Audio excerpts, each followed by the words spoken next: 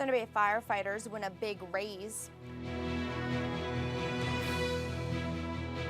A home on Roslyn Road destroyed by fire.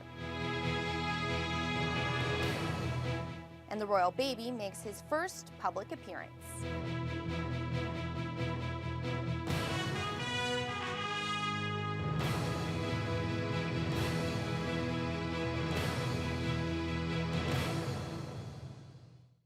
Good evening and thank you for joining us. The Trans-Canada Highway near Red Rock has been closed following a major accident. It happened around 3:30 this afternoon. OPP say it involved a transport, 2 pickup trucks, and possibly some cyclists. No other details are available. The highway remains closed at this hour, and OPP say it could be some time before it reopens. An arbitration award handed down for Thunder Bay firefighters will come with a hefty price tag. Local fire and rescue personnel have been without a contract for the past 2 years. The binding decision handed down includes annual wage increases between 2.75% and 3.1% and covers the period from January 2011 until the end of 2014. City Council accepted the 4-year deal last night. City Manager Tim Camiso says it essentially gives firefighters wage parity with police officers. Last time the city and the Firefighters Association went to arbitration, it took 7 years to get a settlement. This latest award will cost the city $6 million over 4 years. Camiso says the city will continue to pressure the province to change the arbitration process. He says the government is holding some groups like teachers to no increases, unlike others.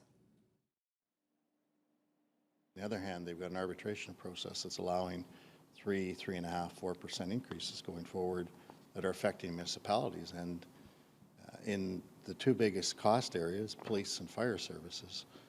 So there has to be some consistency, and I think there has to be some recognition, notwithstanding an arbitration process.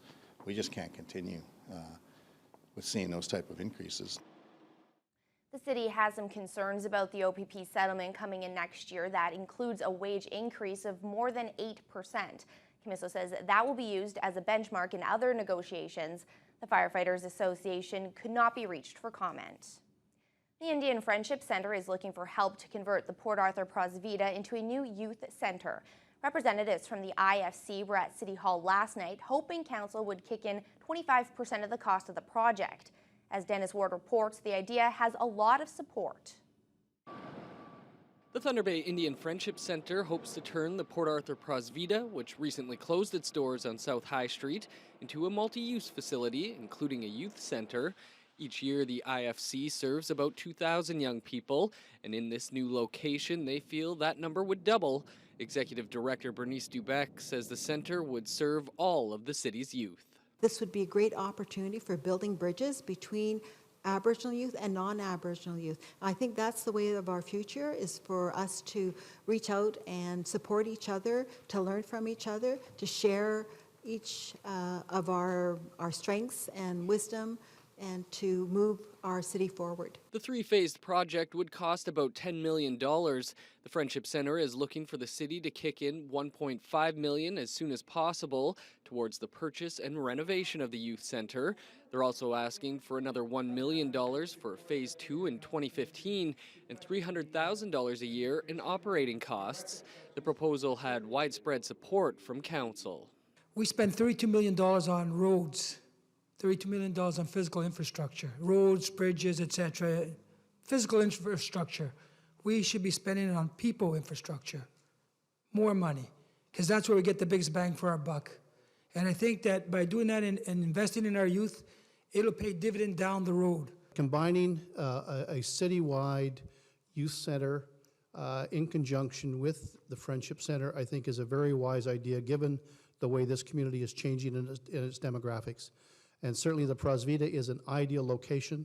The IFC currently has a bid on the Prosvita that expires at the end of July.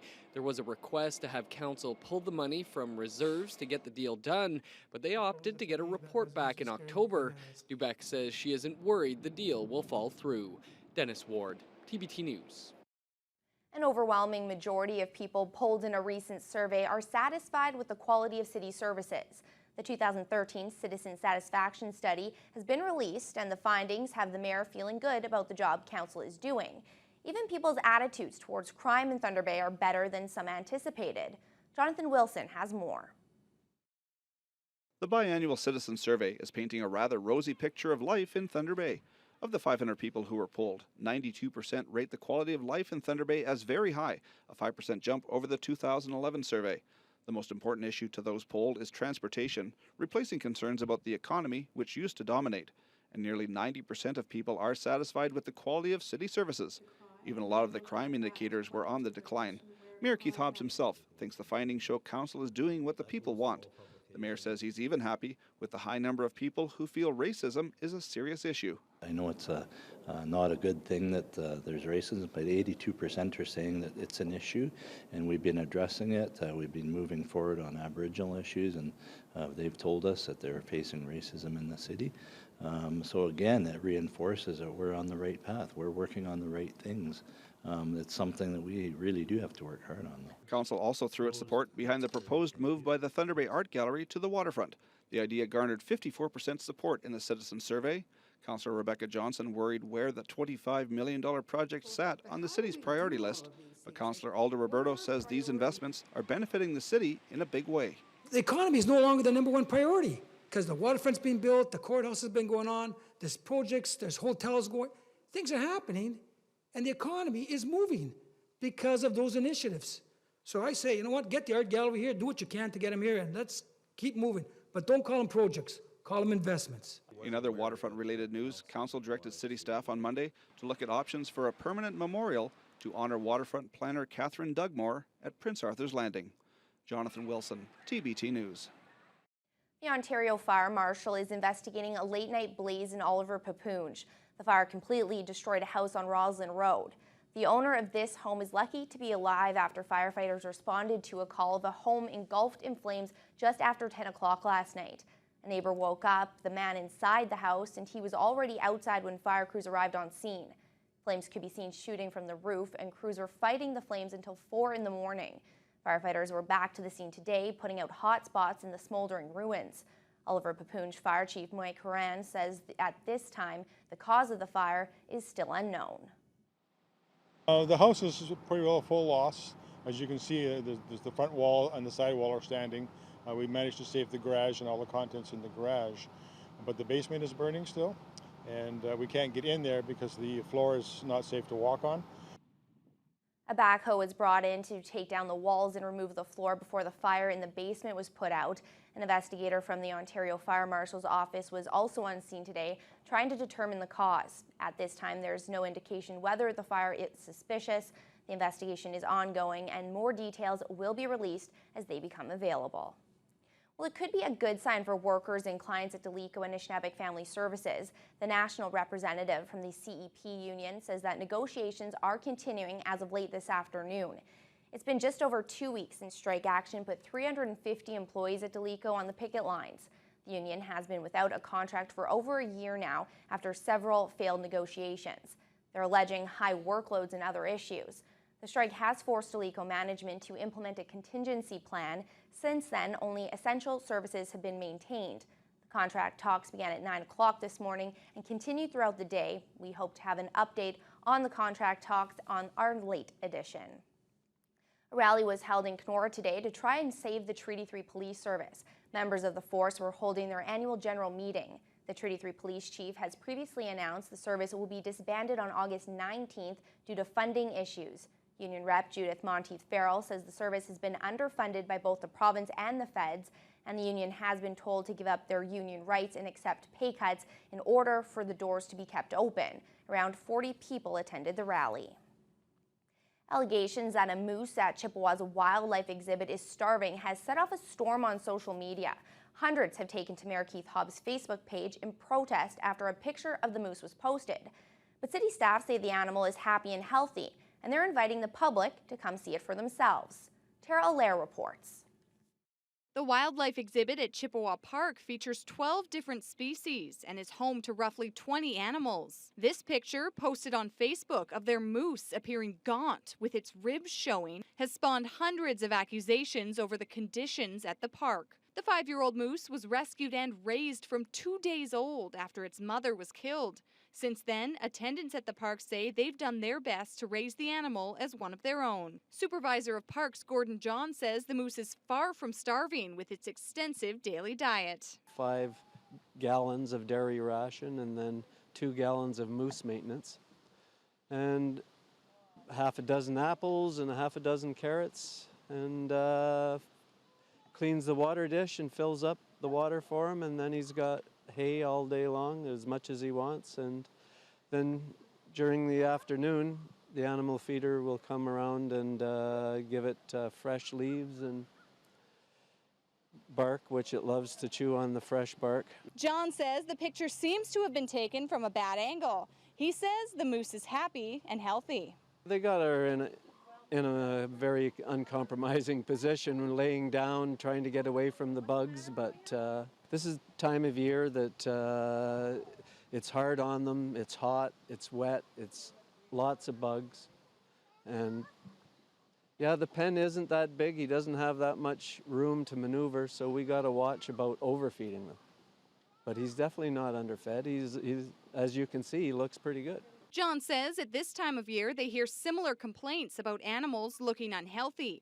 He says the pen has shade, water, and grass, and the moose has free rein to do as it wants for 10 months a year. Tara Allaire, TBT News. The owner of the dog, which attacked an 11-year-old boy at Tarbert Park last year, has been committed to stand trial. 56-year-old Frank Vetroba appeared at the Ontario Court of Justice this week for a preliminary hearing. The incident left the boy with 65 stitches to his face. Vetroba had been charged with criminal negligence causing bodily harm. The judge determined there is enough evidence for the case to go to trial. Vetroba will appear at the Superior Court of Justice once a trial date has been set. Thunder Bay's downtown South Core is being spruced up this summer. Local artists are painting murals in the windows of several vacated buildings to improve the look of the area. A group of artists gathered today to launch the endeavor. The Fort William Business District was looking to do something that would liven up and enhance the vacant buildings around the South Core. The first of the murals is seen here at the old Farmers Market on Victoria Avenue with a historical Fort William theme. Artists from the Regional Multicultural Youth Centre have used their talents to create the first of many.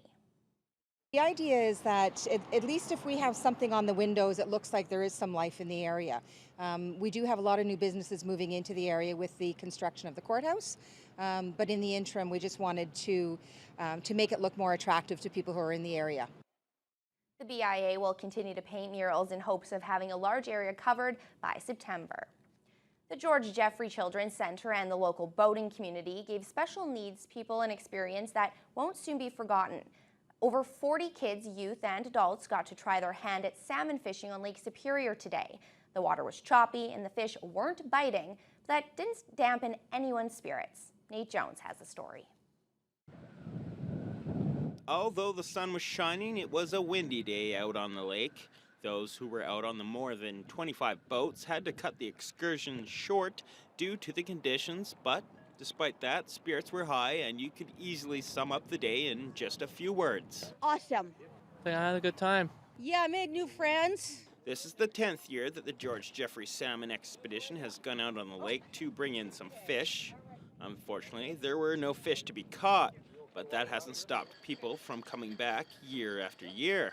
Some of them are repeaters that come every year, which is great, and some are new, and it just gives them a chance to get out on the water, and they tell me they all enjoy it, so if they're happy, that's all that counts. We don't do special events like this.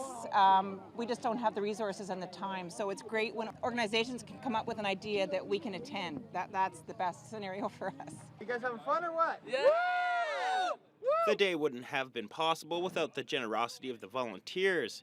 Captains and crews on the boats donated their time and services, and some of the passengers even got to drive. Well, I've been doing this for quite a few years now, and yeah, it's nice to see the smile on their face when you get out there, and yeah, just the boat ride. I mean, a lot of them never get a chance to go out on the water. Although no one made a big catch, many of the participants made some new friends, and at the end of the day, everyone ate some salmon anyways. Nate Jones, TBT News. You could certainly hear the wind howling in some of those shots in that report. Sarah, it was pretty gusty out there today. Is it going to continue as such, or are we going to get a break from that wind? It was gusty today. No surprise that the fish weren't biting for those kids. However, the winds do seem to have died down a little bit, and looks like that will continue overnight. Today we made it up to a high of 22 degrees under partly cloudy skies.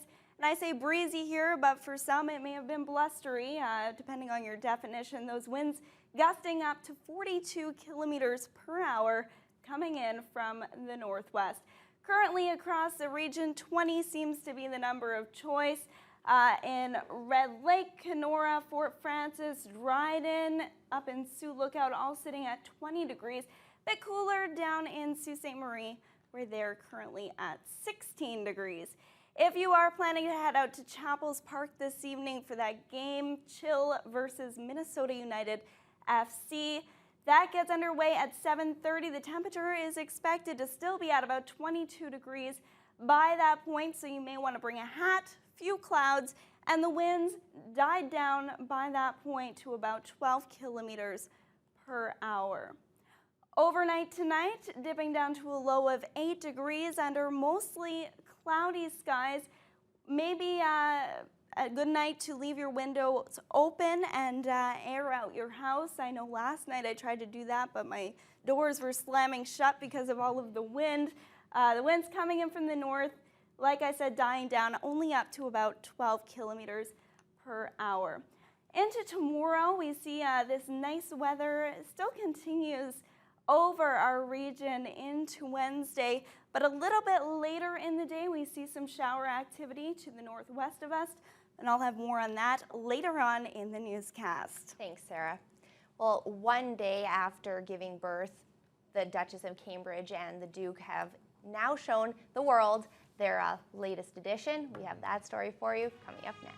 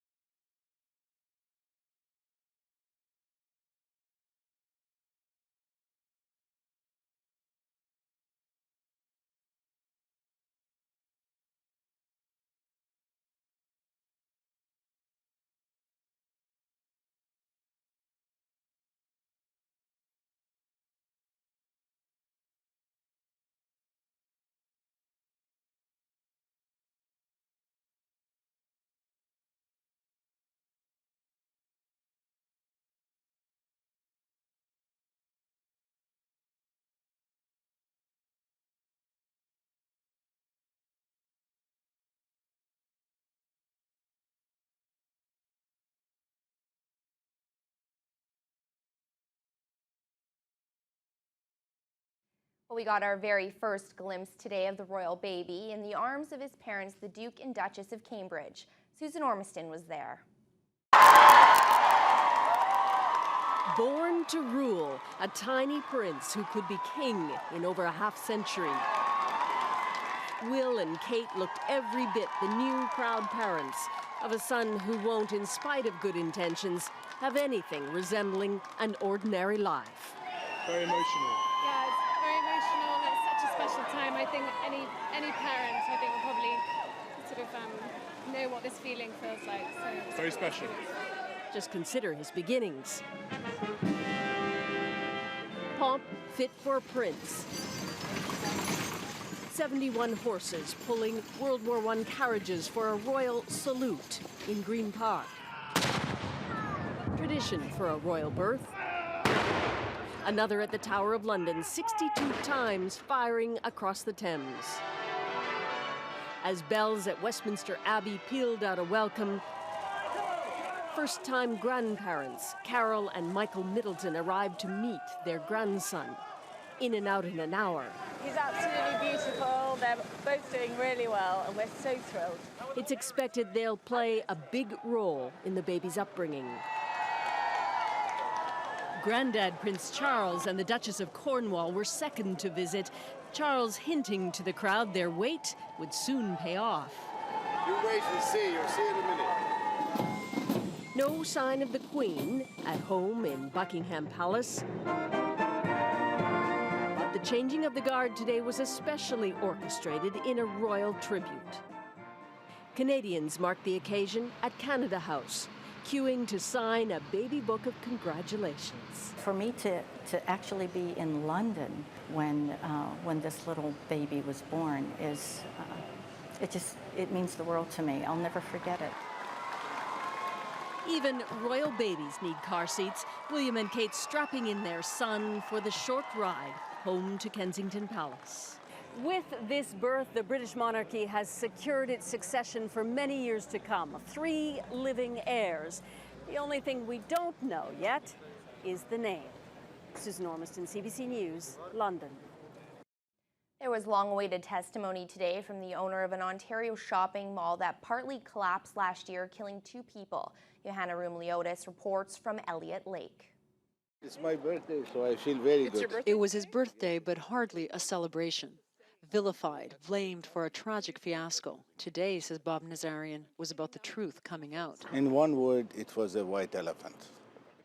A burdensome possession, doomed well before he bought it. Well before part of the Algo Centre's mall's roof collapsed last summer, killing 2 women. That's how the mall owner described his ill-fated investment at an inquiry into the tragedy. The leak was my main concern, my nightmare right from the day that we have purchased. Previous evidence found part of the mall's rooftop parking lot caved after decades of water damage, a function of poor design and poor waterproofing, and a lack of a permanent fix by 3 sets of owners. Nazarian testified he was misled by the seller, that he couldn't afford to do more than try to seal the leaks, while he tried to secure financing for more substantial repairs. I have even lost quite a bit of money in order to keep this mall to the shape as possible. But several times the Commission's lead lawyer challenged Nazarian about the millions he had from other investments. You could have used this money to pay to fix the roof, right? Nazarian kept insisting he had little cash flow. No money and no real sense of urgency either. Several engineering reports, one drawn up a month before the roof collapsed, noted the water damage, but deemed the roof structurally sound. Unbelievable to residents here, who dubbed the mall Algo Falls. There's always water all over the place, buckets here and there, buckets there.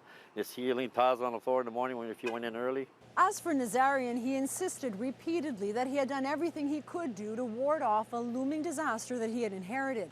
His testimony continues tomorrow. Joanna Rumliotis, CBC News, Elliott Lake. The town of High River, Alberta was hit hard during last month's floods, and today we're getting a better sense of how the town's heritage buildings stood up to the damage. As Nadia Stewart explains, some sites are bouncing back more quickly than others. Armed with his notepad and a camera, Fraser Shaw inspects the basement of yet another heritage building. This time it's the childhood home of former Prime Minister Joe Clark, and no surprise, the basement was a mess. A lot of mud deposits, and in this case, the cleanup process involved removing the residual standing water, pumping out the mud, clearing out the mud, and essentially gutting the non-historic interior finishes to allow full drying of that area. The original boiler, circa 1909, can't be salvaged, but the basement, for the most part, is in good shape, having been painstakingly dried out. Meanwhile, outside, there are more serious problems, and with some 50 more buildings to inspect, Shaw worries this could be just the tip of the iceberg. So we probably won't know the full extent of the impact for weeks or even months to come as the drying process progresses. While heritage homeowners are assessing the damage, so too are the folks here at the Museum of the Highwood, and it's still too early to put a dollar value on just how much they've lost. The deck outside the station is a wreck. The basement is too, though the main floor fared better. The museum's off-site storage facility was also extensively damaged. Of the 10,000 artifacts stored there, they've salvaged what they could. Like so many others, the museum's curator is already looking at how this flood stacks up against the others. We have a lot of flood photos from like 1923 and 1935, but nothing is ever compared to this. This is far worse than anything that's ever happened. Far worse than anything these historic buildings have ever seen.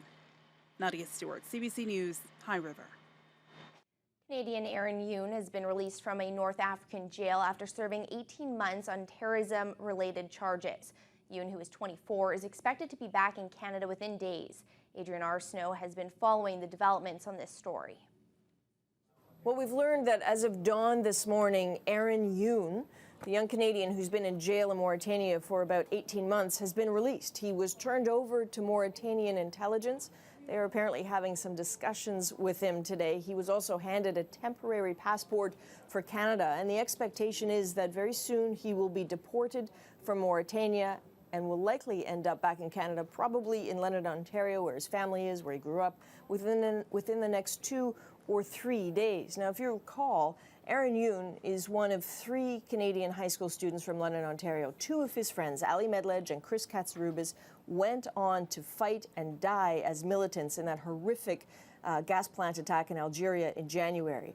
Aaron Yoon had nothing to do with that. He has been in jail in Mauritania for about a year before that terror attack. He has always maintained his innocence. He was picked up and charged and convicted on terrorism-related offenses, but he has always said that he was tortured into confessing and that the arrest was a mistake. There was a new trial about a month and a half ago. A judge determined that he'd already served enough time and so ordered his release. That's what we're looking at today. There have been many questions about what will happen to him once he comes back into Canada. But at this point, neither the RCMP nor the government are saying anything specific other than perhaps they might want to have a conversation with him. But once he's home and he's free. Adrian Arsenault, CBC News, Toronto. 2 California divers almost ended up as dessert for some hungry but well-intentioned whales.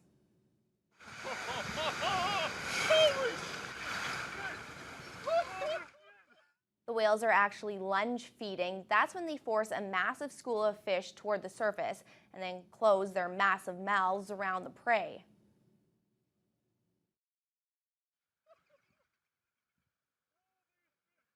You know, before we know it, here's all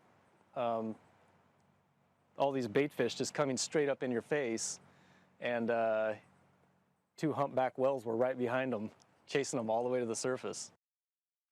The divers were never really in danger of being eaten, though. Humpbacks may be massive, but they like their snacks small and from the sea.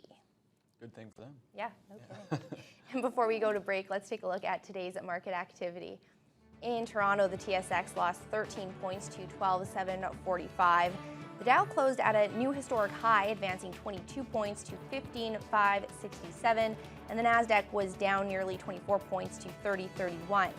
The Canadian dollar closed at 56/100 to $97.23 US.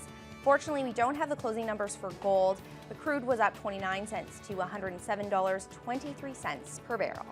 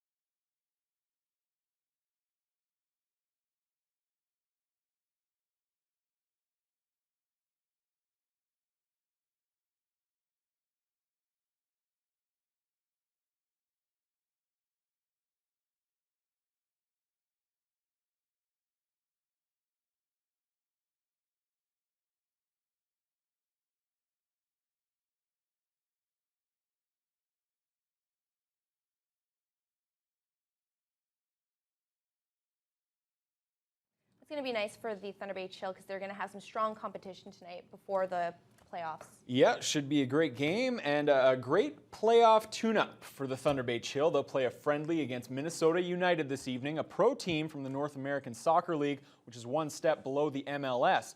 Kickoff is set for 7:30 at Chapels. Chill players and coaches know it will be a tough match. They also know it will help them better identify their own strengths and weaknesses as they prepare for the upcoming PDL playoffs. Minnesota, they're a pro team. They're going to be coached well. They're going to be very fit, very strong, very fast. And but I think we have players that can keep up, and I think it's going to be a really good, basically warm-up leading into the playoffs, you know, to get us going. You know, they'll probably bring a few players in to try some players, obviously, but the competition will be good for us. The level of competition gives us an opportunity to try some things out. It's a good way to get going again for the playoffs and a midweek game. Where a lot of players will get to play good opposition, which will be really important going into the playoffs. Meanwhile, the Chill handed out some hardware last night at their annual awards banquet. Pedro Adan is this year's team MVP. Unfortunately, he'll miss at least the first playoff game after receiving a red card Saturday. Other winners include Sergio Campano-Franco, who took home Rookie of the Year honors.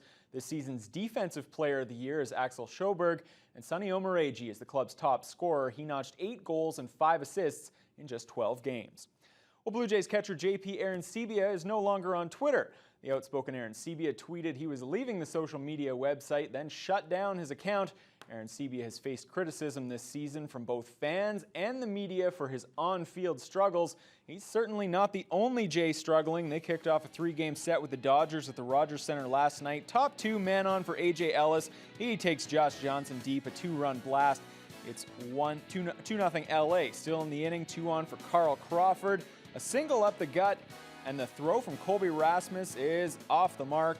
That scores another to make it 3-0. Next batter, Yuseel Puig. He's got himself an RBI single. Mark Ellis counts, and Puig snaps an 0-for-12 streak in the process. The Dodgers knock Johnson around in the frame, lead 4-zip. Top of the third, the onslaught continues. A.J. Ellis with a single up the middle. Andre Ethier comes around to score 5-0 now. Next batter, Skip Shoemaker, the grounder, but watch the swing. He hits the glove of JP Arencibia. That's catcher interference. Arencibia unhappy about the call, but Shoemaker is awarded first base. That's the end of Johnson's night. He lasted just 2+ innings, gave up 5 earned runs on 7 hits. Top 5, 6-2 LA as Jays reliever Dustin McGowan fields the comeback, but that throw to second is nowhere even close. It was that kind of night for the Blue Jays. The errors, they just keep adding up. That was their 4th of the game, and they add to that total in the 6th as Ethier's ground ball goes under the glove of Adam Lind, who's charged with his 2nd error of the contest. Chalk up number 5 on the scoreboard for the night. How about this in the 8th inning? Puig with a highlight reel catch at the wall, robbing Arencibia of a base hit. The Dodgers crush the Blue Jays 14-5. Gave him 2 of the series goes this evening. Todd Redmond is scheduled to make just his 4th career start for Toronto. The Dodgers counter with veteran lefty Chris Capuano. Well, the Northwoods League All-Star Game goes tonight from Carson Park in Eau Claire, Wisconsin. Reliever Zach Thiak is the lone Border Cats representative. A Toronto teenager is the talk of Major League Baseball. So talented, he's already on team wish lists. Here's his story. Even at 17 years old, Gareth Morgan stands out on the baseball diamond. The outfielder's powerful bat and blazing speed have propelled him to a place no Canadian has been before, as high as 3rd amongst next year's prospects. But you won't catch this Toronto native bragging about his accomplishments. It's pretty cool knowing that it's the top 10 or whatever, but at the same time I try not to think about it too much because then you get complacent, but I just try to work hard every day and get better and better. Hard work he does. Knowing that pure foot speed is something major league teams look for, he's getting advice and training from one of the fastest Canadians ever. He's going to be a great athlete. He's got the height, he's got the reach, he's got the focus, he's got the drive, he's got everything that he needs to do to be a great athlete. Gareth didn't always dream of the big leagues. Like most Canadian kids, he played hockey, excelled at soccer too, but ultimately, hardball won him over. I just feel like baseball comes easy to me. With other sports, it doesn't really work out the way it should be, but with baseball, it just kind of clicks. Good choice. As a 14-year-old, Gareth became the youngest ever to make Canada's junior national team, and next month he'll be the first from this country to play in the most prestigious U.S. high school all-star game. Milestones that warm his mom's heart. I think that's my son, and you know, it's just. Stop it. Does it just, I mean, are you proud? Yeah, very much so. Once drafted, Gareth will have a decision to make: turn pro right away or go to college on a scholarship. Not an easy choice for a teenager whose mom is a teacher. Yeah, it's pretty intimidating, I could say, but I'm excited to get on with my life and see where that takes me. A guy who knows a little something about such journeys is the Blue Jays' Brett Laurie, drafted 16th overall. And if Gareth is picked higher than that? Bugged me a little bit, but nah, it's all good. I mean, I wish him nothing but the best, and he's a good kid, and he's got a long road ahead of him, and I wish him nothing but success. Carly Agro, CBC News, Toronto. Jaromir Jagr has a new team. The New Jersey Devils signed the veteran forward to make up for some of the scoring lost by the recent retirement of Ilya Kovalchuk. The 41-year-old Jagr split last season between the Dallas Stars and the Boston Bruins. Well, to the links, where the PGA Tour is set to make its annual Canadian stop. The RBC Canadian Open goes this weekend at Glen Abbey. Lots of history with this tournament at the course. This year's event features 12 of the top 50 golfers in the world, making it the best field in recent memory. Graham Dillette and Mike Weir will both play, with a shot to become the first Canadian to win the tournament since Pat Fletcher did it way back in 1954. This country's national championship is steeped in tradition. Over a century old, the champions list reads like a who's who of the game of golf. Sam Snead, Byron Nelson, Tiger Woods.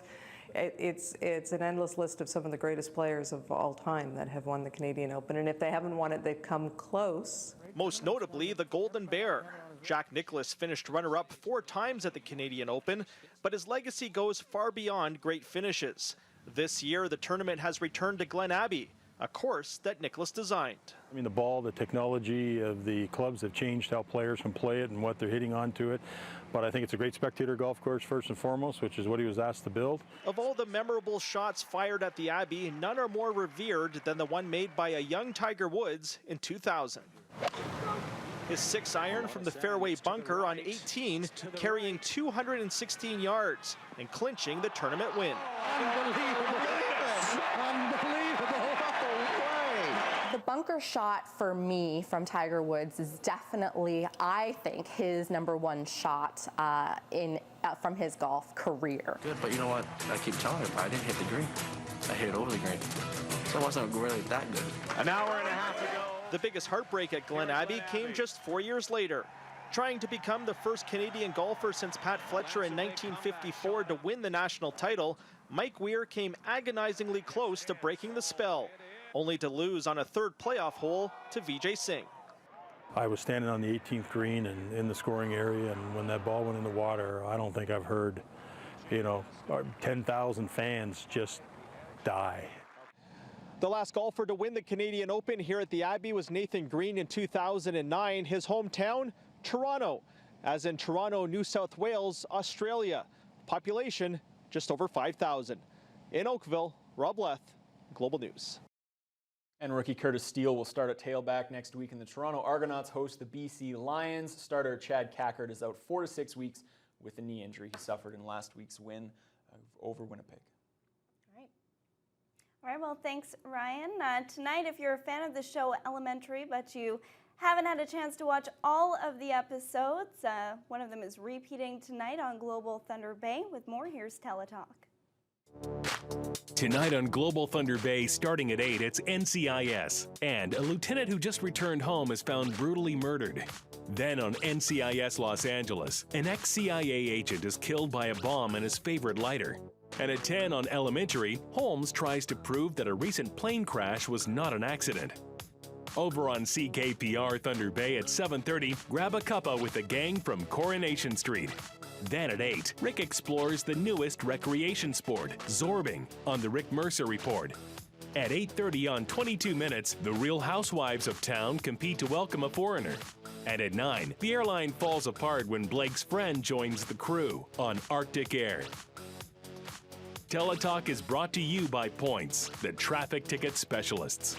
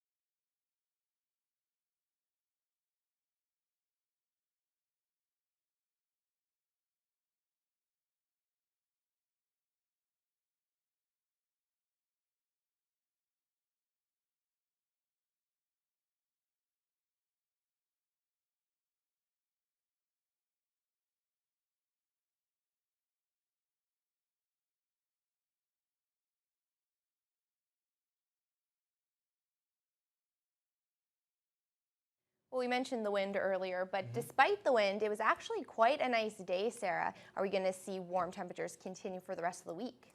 It was a pretty warm day despite those blustery temperatures. We made it up to 22 degrees. I wouldn't say hot temperatures for the rest of the week, but possibly some more milder temperatures to be expected. Today, like I said, 22 degrees under partly cloudy skies and quite breezy with those winds gusting up to about 42 kilometers per hour.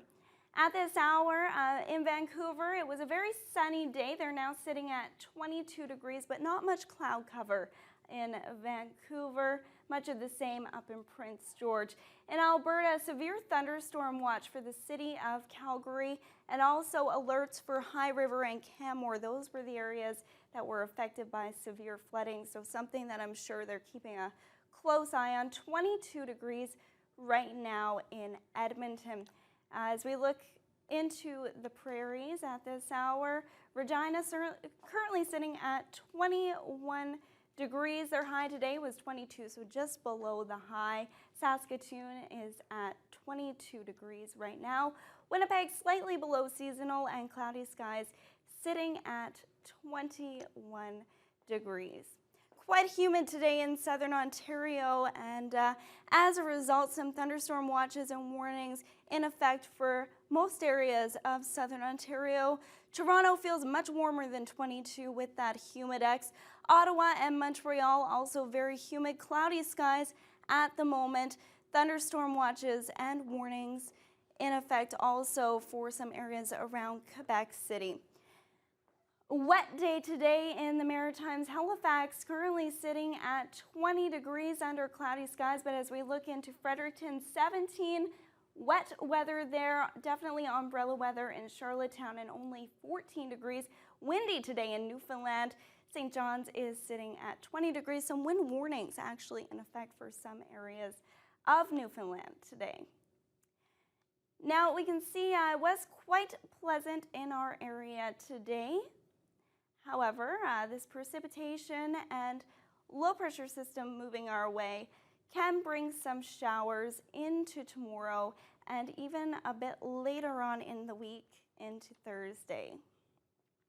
Overnight tonight across the region, low teens, even dipping down to as low as 7 degrees in Sioux Lookout, 8 in Atikokan, 7 in Marathon as well, and dipping down to about 10 degrees in Sault Ste. Marie. Tomorrow, those temperatures below seasonal, pretty much straight across the board, only getting up to about 18 degrees in Big Trout Lake, 24 among the warmest in Marathon expected for tomorrow. Thunder Bay at this hour, we are currently sitting at 22 degrees, which is our high for today. Partly cloudy skies and windy still at times with those winds still gusting, but they have been dying down, not quite as blustery as they were earlier on in the day. Thunder Bay tonight, temperatures dipping down to a low of 8 degrees under mostly cloudy skies, winds from the north dying down overnight. To start your day tomorrow, partly cloudy skies, about 13 degrees, but by the afternoon, that's where we can expect to see some scattered showers, 21 degrees by noon, and the chance of showers increasing by about 4 o'clock. Later on in the week, into Thursday, we see that risk of thunderstorms is possible and showers about 21 degrees. On Friday, mostly cloudy with rain still in the forecast, 19 degrees. The good news is the precipitation, that umbrella weather should be gone for the weekend by Saturday and Sunday. Cloud cover still a little bit on Saturday, but mostly sunny on Sunday with a high of 22. And that's your weather forecast.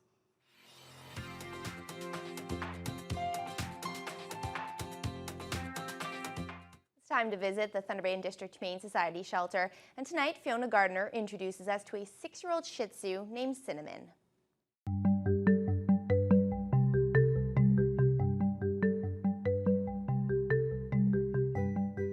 Hi, this week's Humane Society Pet of the Week is a wee little one named Cinnamon. Cinnamon is a Shih Tzu Lhasa Apso mix, and she's 6 years old, and she was brought into the Humane Society by her owner. She is a little shy at first, but very sweet and gets along with everybody. She'd probably do better in a home with adult children or a quiet older couple. If you are ready for a mature young lady, come meet Cinnamon today. Your Pet of the Week has been brought to you by Thunder Pet. Expert advice and high-quality pet food within your budget. Well, despite the wind today, it was a pretty good day to go for a swim. Don't know if you'd be up to swim the length of Lake Ontario, though. Probably not. 5 women are taking that challenge on, and we'll show you after the break.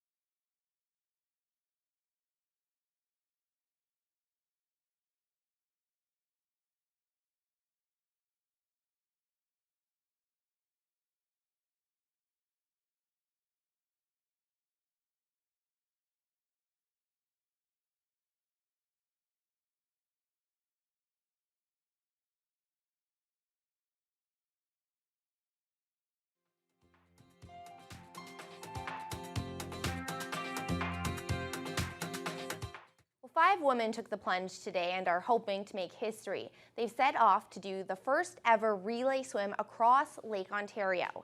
The women started in Kingston, Ontario this morning, taking turns swimming 2 hours each. The 300-kilometer journey is expected to take 5 days and will finish off in Burlington. After hours of practice, the girls are hoping to do something that's never been done before. And it's all in an effort to raise money for an international women's charity. We wish them well. Yeah, good for them. I don't think I could. I know I couldn't do it. I don't know why I say I think I couldn't do it. You think you could, if you really put your mind. No, I know I can't. Okay, all right. There goes the positivity. We're going to recap our top story. Well, the Trans-Canada Highway near Red Rock is closed at this hour following a major accident. It happened around 3:30 this afternoon. OPP say it involved a transport, 2 pickups, and possibly some cyclists. We'll have more on that for you on the late edition tonight. And head on out to Chapels Park tonight. You can see the Chill take on Minnesota United FC, a pro team, so it should be a tough matchup, but a great way for them to gear up for the PDL playoffs. And temperatures expected to still be quite warm for that game. High today, 22 degrees. Winds dying down overnight tonight and chance of showers tomorrow. Thank you so much for joining us this evening. Have a good night.